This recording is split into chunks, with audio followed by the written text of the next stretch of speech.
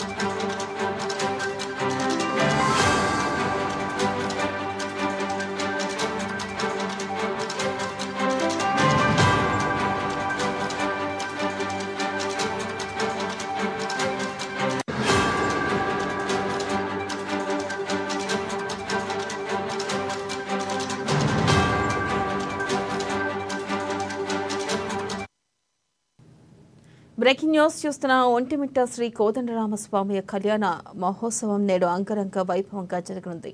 రాములోరి కళ్యాణాన్ని 1,00,000 మంది భక్తులు ప్రత్యేకంగా వీక్షించేలా ఆలయ అధికారులు ఏర్పాట్లు చేశారు. దీనిపై మరింత సమాచారాన్ని మా ప్రతినిధి నాగరాజు అందిస్తారు.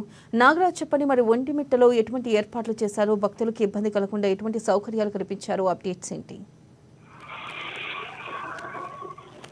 నెల ఒంటిమిట్టలో ఈరోజు 6:30 నుంచి 8:30 మధ్యలో జరగనున్న శ్రీ కోదండరాముడి వివాహానికి టీటీడీ తర్వాత ప్రభుత్వం కూడా యుద్ధ ప్రాతిపదికన ఏర్పాట్లన్నీ కూడా ఇప్పటికే పూర్తి చేసింది. ఈరోజు ఈ కార్యక్రమానికి కూడా స్వామివారికి పట్టు వస్త్రాలు సమర్పించేందుకు సీఎం చంద్రబాబు నాయుడు కూడా కుటుంబ సమేతంగా ఇక్కడికి రానున్న నేపథ్యంలో అధికారులు కూడా గడిచిన వారం 10 రోజుల నుంచి కూడా ఇక్కడే ఉంటూ టీటీడీ అధికారులు మరి జిల్లా అధికారులు పోలీసులు కూడా సమన్వయంతో కూడా ఏర్పాట్లన్నీ కూడా యుద్ధ ప్రాతిపదికన కూడా ఇప్పటికే పూర్తి చేశారు.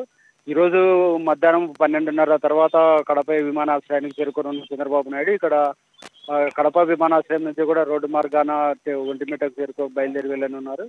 ఇక్కడ కార్యక్రమంలో పాల్గొన్న అనంతరం ఆయన రాత్రి కూడా ఒంటిమిట్టలోనే బస చేయనున్నారు. రేపు తిరుగు ప్రయాణమై విజయవాడకైతే బయలుదేరుతున్నారు. అయితే ఇక్కడ ఎక్కడా లేని విధంగా కూడా ఇక్కడ ఉన్న కోదండరాముడి కళ్యాణానికి కూడా ఎనలేని ప్రాధాన్యత కూడా ప్రాశస్తం కూడా ఉన్న నేపథ్యంలో ఇక్కడ టీటీడీ కూడా అదే స్థాయిలో కూడా ఏర్పాట్లు అయితే చేసింది. ఇక్కడ అన్ని చోట్ల కూడా రాముడికి పగటిపూటే కళ్యాణం జరుగుతుండగా ఇక్కడ చంద్రుడి కోరిక మేరకు కూడా తనకు రాముడి కళ్యాణాన్ని చూసేందుకు అవకాశం ఇవ్వాలని చెప్పేసి కూడా అడిగిన నేపథ్యంలో ఇక్కడ కోదండరాముడి కళ్యాణం కూడా పండు వెన్నెల కాంతిలో కూడా జరిగేందుకు కూడా వివాహం జరగడం కూడా ఆనవాయితీగా వస్తుంది. ఈ నేపథ్యంలోనే రాష్ట్ర విభజన అనంతరం కూడా ఒంటిమిట్టకు కూడా రాష్ట్ర అధికార గుర్తింపు ఇవ్వడంతో ఇక్కడ ప్రతిష్టాత్మకంగా కూడా కోదండరాముడి కళ్యాణం కూడా రాష్ట్ర విభజన తర్వాత ఎంతో ప్రతిష్టాత్మకంగా జరుగుతుంది. ఈ నేపథ్యంలోనే ఈ ఏడాది కూడా టీటీడీ కూడా ఘనంగానే ఏర్పాట్లు చేసింది. దాదాపు 3 లక్షల మంది ఇక్కడ భక్తులు వస్తారని చెప్పేసి కూడా అంచనా వేసి కూడా భక్తులకు ఎలాంటి ఇబ్బంది లేకుండా సెలవు బందీలతో పాటు స్క్రీన్లు భారీ ఎల్ఈడి స్క్రీన్లను కూడా ఏర్పాటు చేయడం జరిగింది. అయితే ఇక్కడ పెద్ద ఎత్తునే కూడా దాదాపు 2,000 మందితో ఇక్కడ పోలీసు బందోబస్తు కూడా ఏర్పాటు చేశారు. అంతేకాకుండా ఆర్టీసీ నుంచి కూడా దాదాపు 600లకు పైగా బస్సులను కూడా ప్రత్యేకంగా భక్తుల రాకపోకల నిమిత్తం కూడా నడుపుతున్న ఆర్టీసీ కూడా నడుపుతుంది. మొత్తానికైతే సీఎం రానున్న నేపథ్యంలో ఇప్పటికే ఏర్పాట్లు చేసిన అధికారులు ఇప్పుడు కళ్యాణానికి సంబంధించి కూడా ఏర్పాట్లు అయితే కట్టుదిట్టమైన భద్రతా ఏర్పాట్లు అంతా జరుగుతున్నాయి. Right, thank you Nagaraj.